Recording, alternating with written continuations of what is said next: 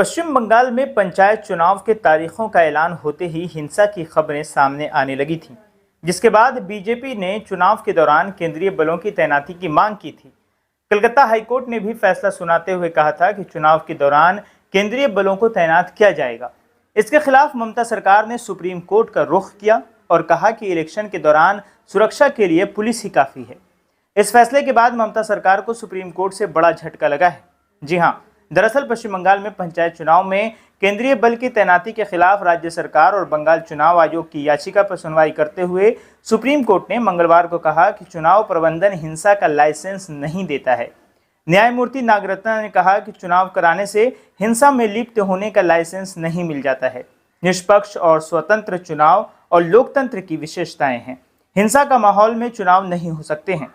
इसके साथ ही supreme court ने राज्य सरकार की याचिका खारिज कर दी और इसके साथ ही केंद्रीय वाहिनी तैनात की हाईकोर्ट के फैसले को बहाल रखा है।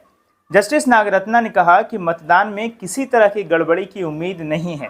राज्य में पहले भी हिंसा की घटनाएं होती रही हैं। इस स्थिति में हाईकोर्ट ने स्थिति पर गौर किया और केंद्रीय बल दिया। मुझे वहां केंद्रीय बलों की तैनाती के बाद कोई समस्या नजर नहीं आती। पश्चिम बंगाल में पंचायत चुनाव के तारीखों का ऐलान होते ही हिंसा की खबरें सामने आने लगी थीं, जिसके बाद बीजेपी ने चुनाव के दौरान केंद्रीय बलों की तैनाती की मांग की थी। कलकत्ता हाईकोर्ट ने भी फैसला सुनाते हुए कहा था कि चुनाव के दौरान केंद्रीय बलों को तैनात किया जाएगा। इसके खिलाफ ममता सरकार ने सुप्रीम कोर्ट का रुख किया और कहा कि इलेक्शन के दौरान सुरक्षा के लिए पुलिस ही काफ़ी है। इस फैसले के बाद ममता सरकार को सुप्रीम कोर्ट से बड़ा झटका लगा है। जी हाँ, दरअसल पश्चिम बंगाल में पंचायत चुनाव में केंद्रीय बल की तैनाती के खिलाफ राज्य सरकार और बंगाल चुनाव आयोग की याचिका पर सुनवाई करते हुए सुप्रीम कोर्ट ने मंगलवार को कहा कि चुनाव प्रबंधन हिंसा का लाइसेंस नहीं देता है।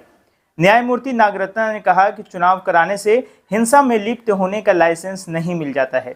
निष्पक्ष और स्वतंत्र चुनाव और लोकतंत्र की विशेषताएं हैं। हिंसा का माहौल में चुनाव नहीं हो सकते हैं। इसके साथ ही सुप्रीम कोर्ट ने राज्य सरकार की याचिका खारिज कर दी और इसके साथ ही केंद्रीय वाहिनी तैनात की हाईकोर्ट के फैसले को बहाल रखा है। जस्टिस नागरत्ना ने कहा कि मतदान में किसी तरह की गड़बड़ी की उम्मीद नहीं है। राज्य में पहले भी हिंसा की घटनाएं होती रही हैं। इस स्थिति में हाईकोर्ट ने स्थिति पर गौर किया और केंद्रीय बल दिया। मुझे वहां केंद्रीय बलों की तैनाती के बाद कोई समस्या नजर नहीं आती। बंगाल हेल्पिंग हैंड ट्रस्ट एक सामाजिक संस्था है और इसके फाउंडर शेख जुल्फिकार अली हमेशा लोगों के भलाई के लिए जमीनी स्तर से जुड़े हुए काम करते हैं। ये संस्था लोगों के जरूरतों को पूरा करने के लिए हर वक्त तैयार रहता है।